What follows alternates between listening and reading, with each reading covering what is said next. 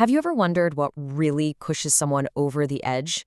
What turns a little friendly competition into, well, an all-out war? Today, we're going to dive into a story called The Gardener. It starts out on a pretty quiet plantation, but believe me, it spirals into a seriously dark psychological battle. In this story, it makes you ask a really big question. Where is that line? You know, what's the tipping point that takes a healthy rivalry and twists it into a destructive, all-consuming obsession? Let's get into it. So our story kicks off with the arrival of this mysterious stranger, an old man who, get this, walks hundreds of miles just to be a simple gardener. But he is so much more than he seems. He's part laborer, part overseer, and even part philosopher. And his arrival, well, it's about to change everything. And right away, this strange paradox starts to unfold. On one hand, the plantation is absolutely thriving. Income shoots through the roof, the land expands. But on the other hand, as the owner gets richer, his character just rots away. He doesn't have to work hard anymore, so he just falls into a life of, and I'm quoting here, adultery and umpteen other vices. It's like the farm's prosperity came at the price of the man's soul.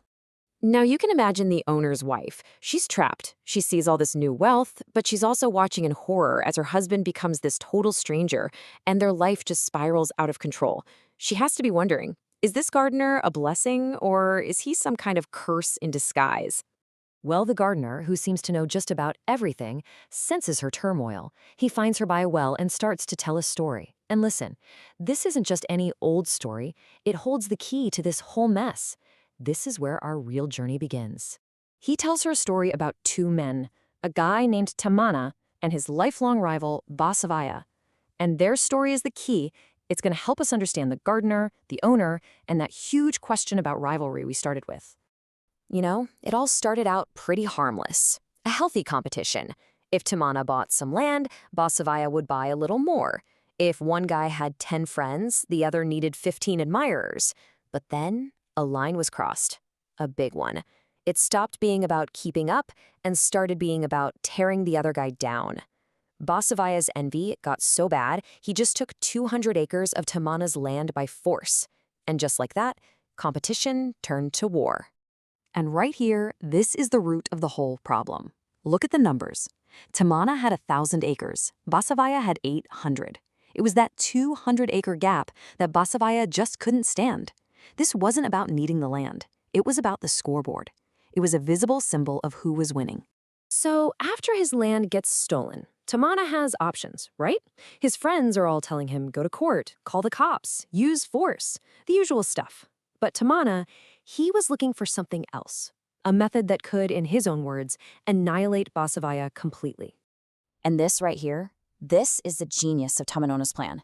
He doesn't fight fire with fire. No, instead, he completely changes the rules of the game. He shifts the entire battlefield away from the physical world and into the world of ideas. So the fight is no longer about acres of land or how many friends you have. It becomes a battle over reputation, over influence, over fame. It's an invisible, abstract war.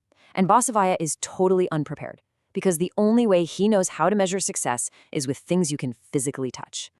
So what's Tammanna's new weapon? Art. You heard me, art. He starts writing songs and ballads about his life, and he details every single cruel and petty thing Basavaiah has ever done. His fame explodes. He becomes a celebrated poet. For Tammanna, art becomes his entire reason for living. So how does Basavaiah respond to this? Well, he does the only thing he knows how to do. He throws money at the problem. He builds a huge mansion. He hires people just to sing his praises, covers himself in jewels. He's basically trying to fight a war of ideas with material things. And it's completely useless. And the failure was absolute. Get this, visitors would come to his palace, see all the gold and his paid admirers, and the one thing they'd comment on was the thing that was missing, Tammanna's books. His house felt empty because without that cultural respect, all his wealth was meaningless. This total humiliation pushes their rivalry to its final and darkest stage. Tammanna realizes there's one last move he has to make to win this war, but it's a move that's going to cost him everything. At this point, their lives become so pathologically intertwined, it's scary. Basavaiah actually starts to feel happy when Tammanna suffers. When Tammanna gets sick, Basavaiah feels healthier. Their entire identities are now just defined by their hatred for one another. And this leads Tammanna to a truly terrifying realization. He understands that as long as he's alive, he's giving Basavaiah a reason to live, a target for all his hate. The only way to truly destroy his enemy is to remove himself from the equation entirely. So he does it. He executes his final plan. He gives up his land, his fame, his songs, all of it. He just vanishes. And just a few days later, Basavaiah dies. With his rival gone, he had no more purpose, no reason to even exist. And with that, the old man's story is over. We're back at the well. The plantation owner's wife is hanging on his every word. And then comes the final stunning reveal. He just looks at her and says, "My name is Tammanna." The mysterious gardener is the famous poet, the man who won the war against his rival, but lost himself completely in the process. Think about that. In defeating Basavaiah, he destroyed the very thing that made him famous. All his art was fueled by that rivalry. Once the rivalry was over, the art just died. He became a non-entity. He got his revenge, sure, but the price was his own identity.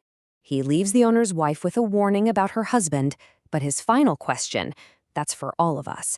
How much of our own identity is defined by our rivalries? If revenge becomes our only purpose, what's left of us when the enemy is gone?